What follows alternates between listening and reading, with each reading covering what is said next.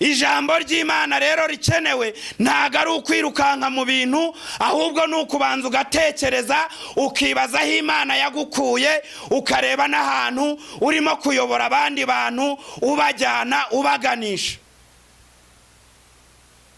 Ijambo ry'Imana rero ni ukuvuga ngo tubanza turitekerezeho. Iri jambo ry'Imana ntago ari intambara mu matorero, ntago ari intambara mu madini, nta nubwo ari business. Ahubwo ijambo ry'Imana ni ukumva icyo umwuka abwira amatorero, ni ukumva icyo Imana ikubwira, warangiza ukakigezaho abo uyoboye. Ijambo ry'Imana rigwire mu mutima wawe, ijambo ry'Imana rigwire mu mutima wanjye, ijambo ry'Imana rigwire mu baproducer, ijambo ry'Imana rigwire kuri social media, ijambo ry'Imana rigwire ahantu hose. Ijambo ry'Imana rigendane natwe aho tujya hose mu mirimo dukora. Kandi ijambo ry'Imana ridushyigikire. Udafite ijambo ry'Imana ntago agomba kugira impuhwe za mwene se, ntago agomba kumva yuko akwiriye kugirira neza abandi. Ijambo ry'Imana rero ndi kuvuga ab'iki gihe dukeneye ijambo ry'Imana. Dunia ya sasa inataka neno la Mungu. Niko Muswahili yavuze. Rero iyi si turimo irimo iragenda ihinduka, irimo iragenda ihindagurika. Abantu ntago bacyumva ijambo ry'Imana, abantu ntago bagitekereza ku ijambo ry'Imana, ahubwo abantu bakeneye kumva umuntu ababwira ngo baratabawe. Hari ibyo babonye kandi bitariho.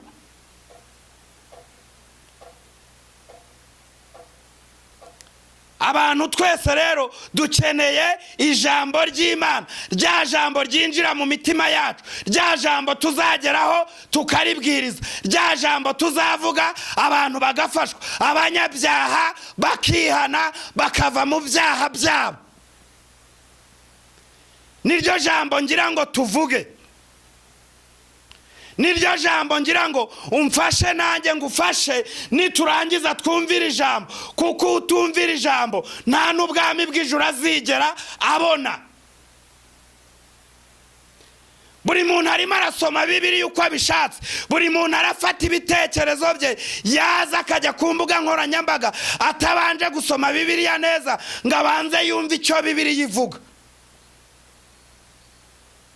Abantu bahindutse bitewe n'inyungu zabo, ntago barimo bareba inyungu z'umukumbi barimo bajyana mu ijuru.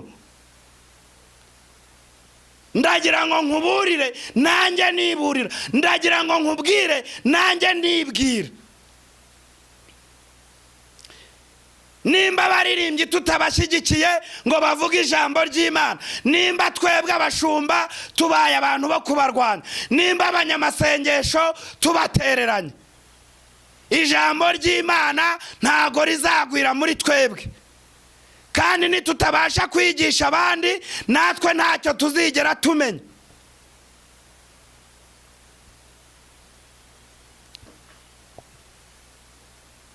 Ndagira ngo mvugire ijambo, nindangiza nsenga Imana, hanyuma nindangiza nje mu rugo nanjye nkora ibindi. Ariko nyitekereza kuri iri jambo ry'Imana, ndagira ngo ubanze wumvire ijambo. Abantu bakeneye ijambo mbere y'ibindi bintu byose. Abantu bakeneye ijambo mbere yuko babona amamodoka. Abantu bakeneye ijambo mbere yuko babona amapikipiki. Abantu bakeneye ijambo mbere yuko bakora ingendo zabo. Abantu bakeneye ijambo mbere yuko binjira mu mabusiness. Ariko ijambo niba nkubwira ndagira ngo ubanze uryumve, numara kuryumva nawe uzavuga uti hari aho iri jambo ryankuye, hari naho ryangejeje.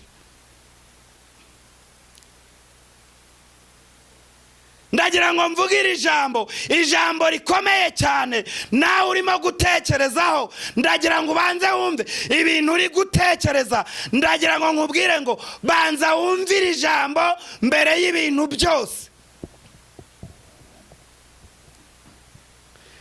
nimba utegereje ko Imana ikugirira neza, banza wumvire ijambo. Nimba ukeneye gutabarwa, banza wumvire ijambo.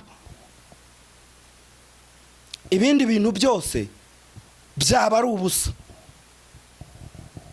Nimba turimo twinjira tugasenga Imana mu nsengero, twarangiza tukagambanirana,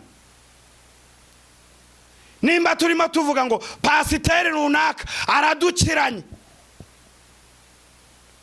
nimba turimo dutekereza tukavuga ngo arazamutse araturenze, nimba ibi bintu ari byo twibereyemo, uyu mwuka ntago ari mwiza ku bantu turimo dutekereza kujya mu bwami bw'ijuru. Ahubwo ndagira ngo nkubwire, nkumenere ibanga, ndagira ngo ubanze wumve, ab'iki gihe dukeneye ijambo ry'Imana.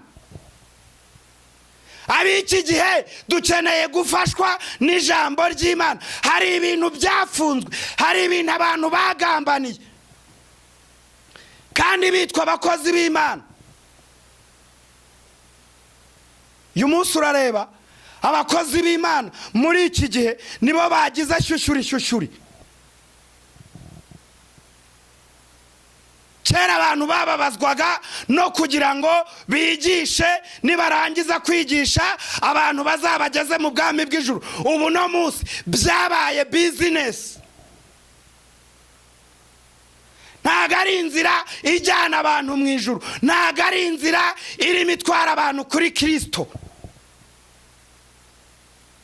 Nyeneye kugira ngo ngire aho ngera, nyeneye kugira ngo abantu bambone, nyeneye kugira ngo njyewe n'umuryango wanjye urimo urajya hehe. Ijambo ry'Imana ryatumye bamwe bata ibyabo. Ijambo ry'Imana ryatumye duta imiryango dukunda. Ijambo ry'Imana ryatumye dusiga amasambu. Ijambo ry'Imana bamwe baretse kwiga amashuri, bafite za risasi, baravuga ngo tuje gukorera Imana.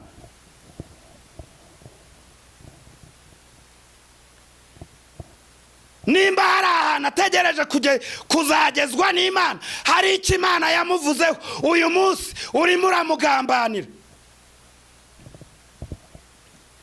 Ndagira ngo nkumenere ibanga, hari ijuru turimo tujyamo. Ijuru turimo tujyamo ntago ari iry'ubugambanyi. Ijuru turimo tujyamo ntago ari iryo kurogana. Ijuru turimo tujyamo ntago ari iryo gucisha.